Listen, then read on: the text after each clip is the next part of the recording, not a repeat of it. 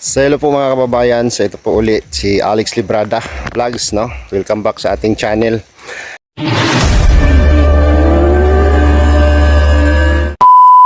At isang mapagpalang umaga, araw, gabi sa ating lahat mga kababayan. So nandito tayo ulit, no? Nandito pa tayo sa lugar natin at mamaya-maya po ay gugura na tayo ng Bukidnon.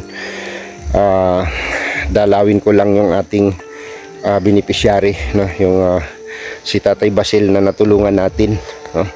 Pupuntahan natin dito para kumustahin, no? At ihatid po yung tulong na binigay po, no, ni Tita Linlin. So salamat po Tita Linlin sa tulong po ninyo, no? Ay papaabot natin ito sa kanya ngayon para kausapin din natin siya, no, patungkol dun sa kanyang kahilingan, no. Tingnan natin kung hindi kakayanin, mukhang hindi kakayanin na makapamasahe papuntang Negros, no, kasi ang pinaka convenient na ano talaga na biyahe is eroplano, no. So from Davao to Manila, and then Manila to Bacolod. So medyo malaki-laki po ang kailangan. At isa pa, wala pong nag-reach out sa ating vlog, no, ni isa sa mga kamag-anak ni Tatay Basil, no, sa Negros. So wala pong nakapagsabi o walang nag-message sa atin. So thank you po kay Tita Linlin at sa binigay niya pong tulong dito kay Tatay Basil, no. So ihatid natin at kausapin natin at kumustahin si Tatay Basil. Alright, samahan niyo ako guys sa vlog na to at maraming salamat sa inyong suporta, sa patuloy na suporta. Thank you po sa inyo. So let's go mga kababayan at puntahan na natin si Tatay Basil, no. Tara. So dito tayo. Grabe. Simula po kagabi yung ulan, yung ambon, ano lang, patak-patak lang siya. So hindi siya tumitigil. Ito weather dito. Pag mainit, init talaga, no. Ganito maghapon to. Pero hindi naman siya yung nakakabasa talaga, no. Dito kaya si Tatay Basil. Wala akong kasama ngayon. Isa lang ako. Uy, may usok. Kawawa naman to si Tatay Basil dito. Nag-iisa lang. Ayo. Ayo. Tay. Tay Basil. Wala man tao dito. Pero may may pausok. Ayo. Tay. Ay, nandiyan ka pala. Grabe. Nag-aawan. Ayun siyang kunting maisan dito, no. Yan, oh. Ay! May aga. Bye. Grabe, gaano ka da? Ha? Ano ginagawa mo? Panghilamon ko na eh. Nag-aawan ka sa maisan? Awan sa maisan. Umaambon tay. Nagkataligsik.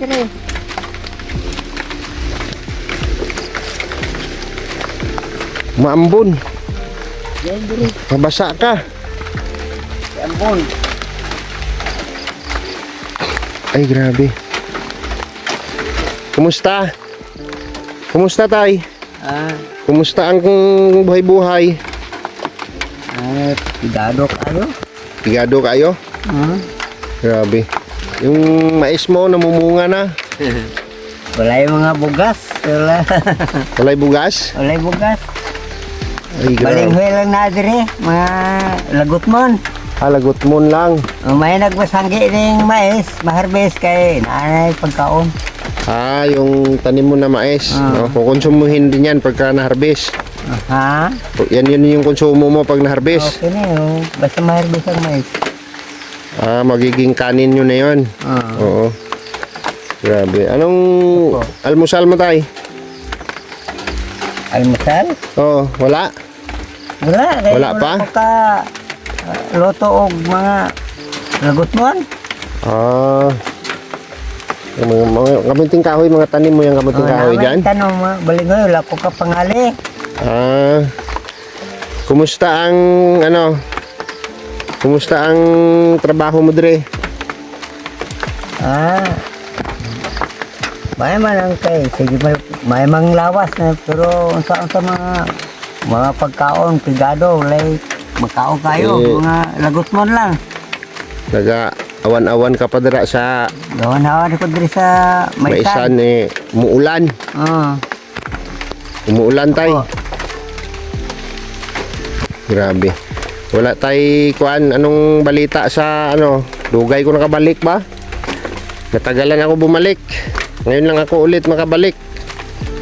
Opo. Grabe. Ano mo tay? Uwi ka talaga sa Negros? Opo, mauwi ako pero wala akong pirang pamasahe. Wala kang pamasahe?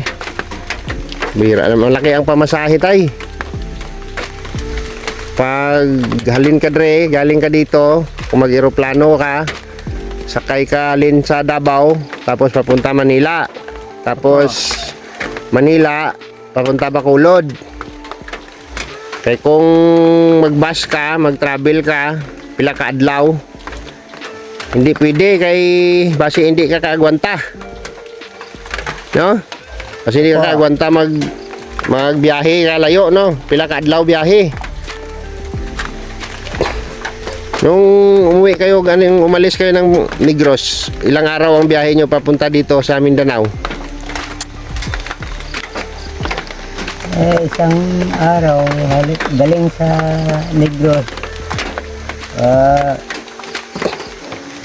Ngayon isang araw man papunta ng Zamboanga City. Isang araw? Tapos halin sa Zamboanga, galing ng Zamboanga, Zamboanga, papunta dito. punta dito ng Picoyan. Isang araw din. Isang araw Puntang din. Cotabato. Nakatulog pa kami sa Cotabato po.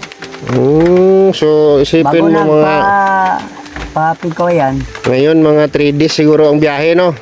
Opo. Mga 3 araw ang biyahe papunta doon. Ay kung mag-eroplano ka tay, mag-eroplano ka, ang eroplano sobra 2,000 halin sa Davao papuntang Maynila, tapos Manila to Bacolod, so mga butang ta mga 5,000.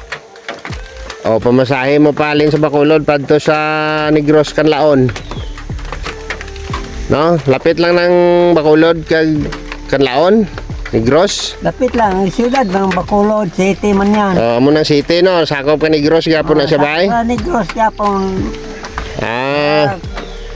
Negros Occidental Japon. Ang Bacolod Ilocos. City. Opo. Okay. So malaki gastusin. Pamasahe malaki. Hindi kasi ang 10,000. Ngayon? Oo. Ngayon, hindi kasi ang hindi igo ang 10,000.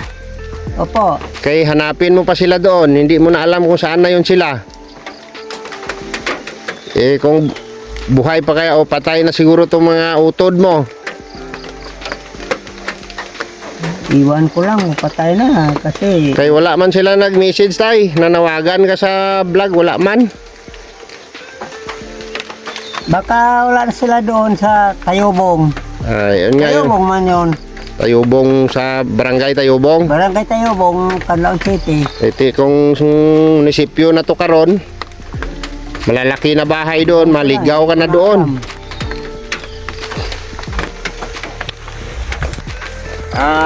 Tay, may tumulong sa'yo. Kaso lang, hindi talaga kasya. Tita Linlin, mali pa yung expectation na ang pamasahe papuntang Negros hindi ho kasya talaga ang ang pirang dala-dala ko na ibibigay ko sa'yo. So naisip ko po na ibibigay ko na lang sa'yo. Opo. No? Opo. Anong gagawin mo sa pira? Uwi ka Negros? Uwi ako ng Negros. Pero saan ako magdaan? Hindi ka nga tayo pwede magpuli nga wala ka upod. no, kailangan po si Tatay Basil ay may kasama, no. Siguro kung kakausap tayo ng isa sa mga anak mo na pwedeng magsama sa iyo papunta doon, pwede. Pero Opo.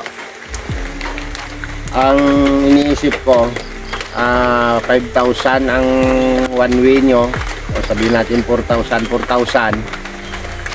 duha ka mo 8,000. Okay, kung mabalik pa ka mo dre, busy size na.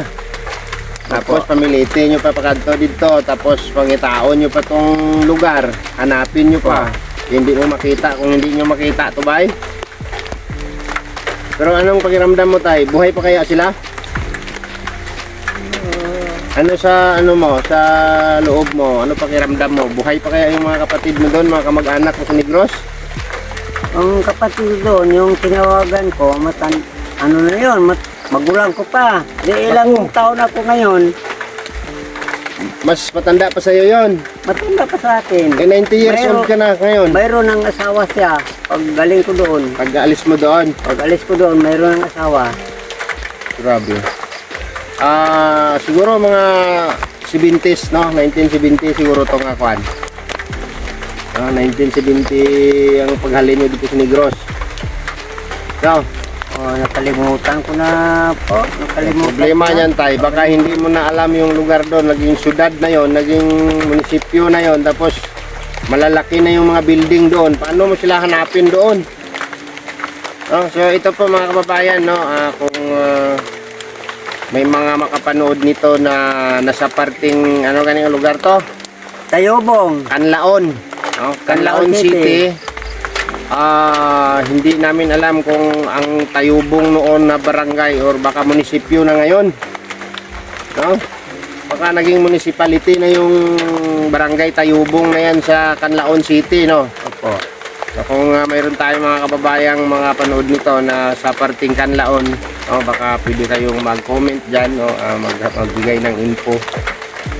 Ito po si Tatay Basil, no, kung sa last vlog, sa unang vlog po natin ay nanawagan, no, sa kanyang mga kapatid kung buhay pa sila, hanggang ngayon wala pong nag-reach out sa atin, no? So ang imuon ko tay, ibigay ko na lang sa iyo yung pira, ha?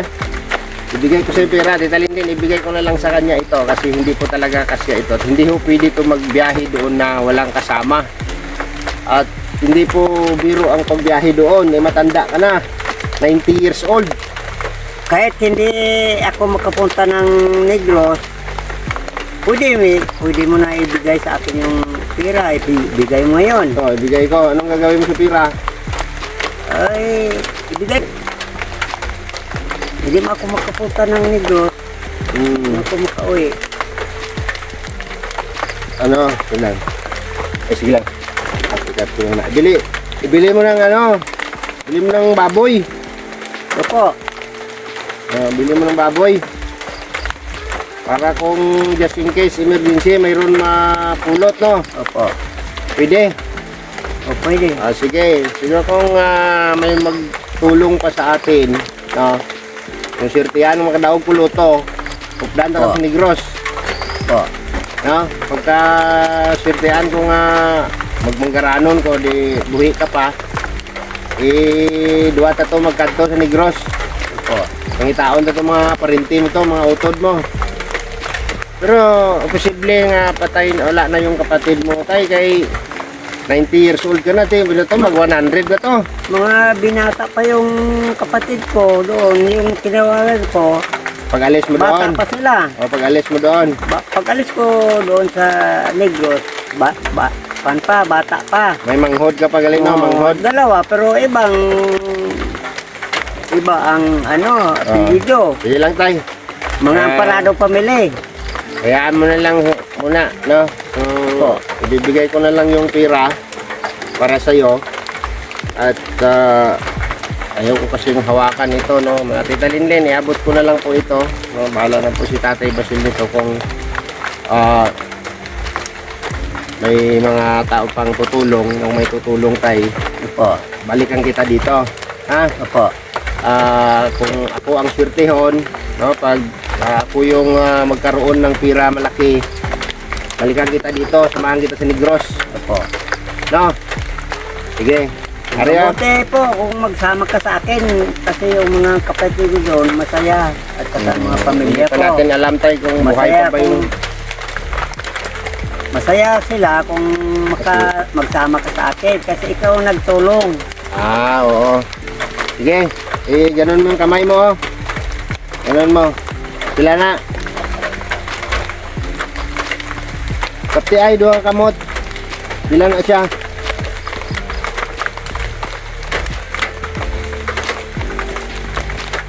Kita mo pa yan? Kita ko ito. Oh, ilan yan, ilan?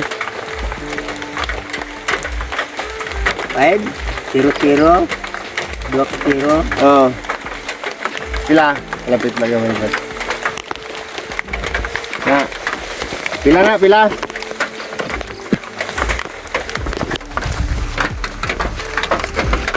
Alam mo yan? Alam mo?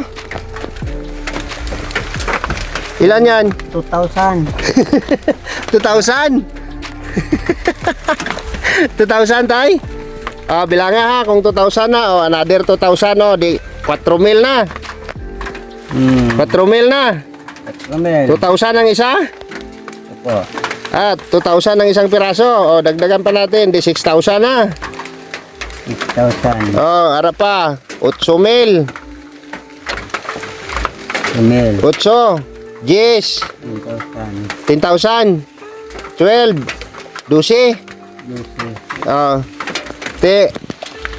Ilan na? 14. 14? Oh. 14. 16. 16. 18. 20,000. Pare, pila na eh.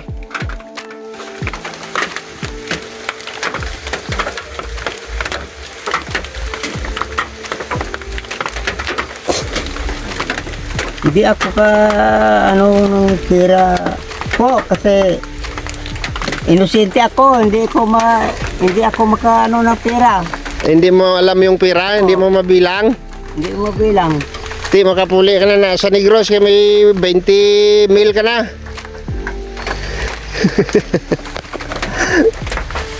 Ibigay ko na ito sa bata ko kasi hindi ko marunong magbilang ng pera. Ah, sige. Ganito tatay, ano na siya ang kwarta mo? 1,000, 2,000, 3,000, 4,000, 5,000, 6,000 tay. Ang pira mo. Marami ka na pira. Opo. Ano gagawin mo dyan? 6,000 ito lahat. 6,000. Pero ibigay ko lang ito sa anak ko kasi hindi ako marunong magbilang.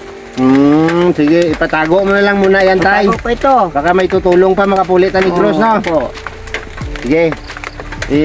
Itago mo lang muna yan. Opo. So, pasalamatan mo si Tita Linlin. Tita Linlin, nagatag siya na. Alin sa Canada? Ano? Tita Linlin? Oo, ano masabi mo? Tita Linlin, maraming salamat kasi ikaw nagbigay sa akin ng pera. Pila ito? 6,000. 6,000. 6,000 ang perang binigay mo sa akin. Nagpasalamat ako sa iyo.